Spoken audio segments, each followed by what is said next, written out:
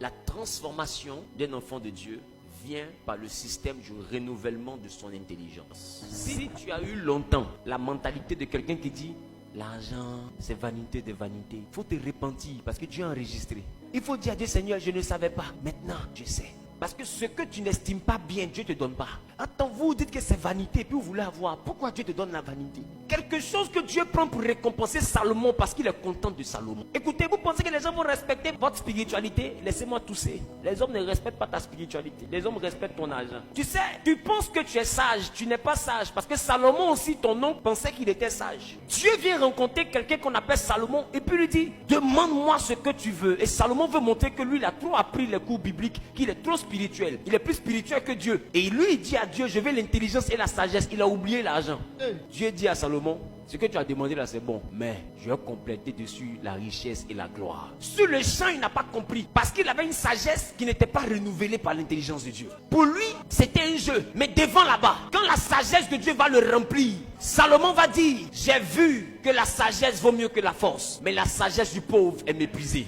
C'est là que Salomon va comprendre qu'il pouvait être le roi le plus sage. S'il était pauvre, on n'allait pas le prendre au sérieux. Amen. Lui ne savait pas, mais Dieu savait. Les gens ne te prennent pas au sérieux parce que tu es spirituel, mais tu n'as rien.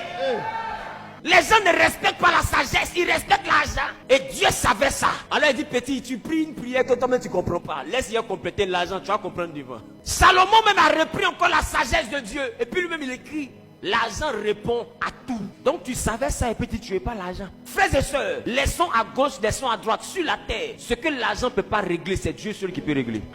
Aujourd'hui, l'argent donne fesse à quelqu'un qui n'avait pas fesse. Tu connais l'argent? Tu vois, mais l'homme, il a gros ventre comme ça, il n'y a plus abdos. Ce n'est pas tablette de chocolat, c'est Nutella. Mais l'argent fait qu'il a abdos. L'argent. Et puis il y a une dimension, quand l'argent devient beaucoup, on appelle ça l'an. Dis avec moi l'an.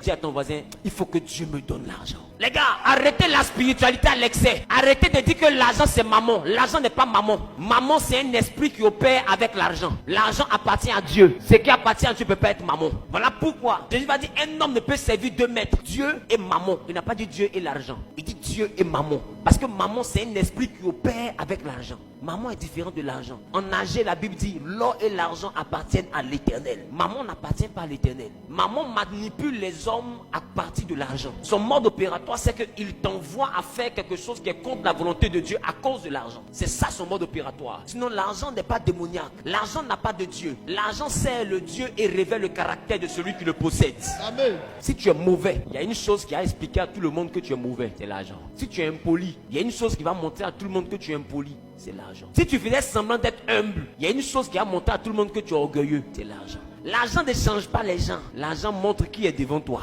L'argent n'est pas hypocrite. C'est pourquoi je te dis, il ne faut pas croire en l'humilité d'un pauvre. Écrit ça en rouge. Il ne faut pas croire en l'humilité d'un pauvre. Un pauvre n'est pas humble. Un pauvre est humilié. Bon, j'ai envie de te dire, tu es l'aîné et puis tu n'as rien. Ton petit frère a l'argent. On dit que quelqu'un est mort. Tout le monde donne les idées, mais qui l'enterre? Donc tu es le vieux, tu es assis. On te dit, bon, donne la date. Tu dis, je vais réfléchir. En réalité, ta réflexion, c'est le temps de partir appeler ton petit frère. Tu ne peux pas donner date. Donc tu portes le nom. Mais ce nom est rempli d'une certaine honte que tout le monde ne voit pas. Faites attention. Est-ce que je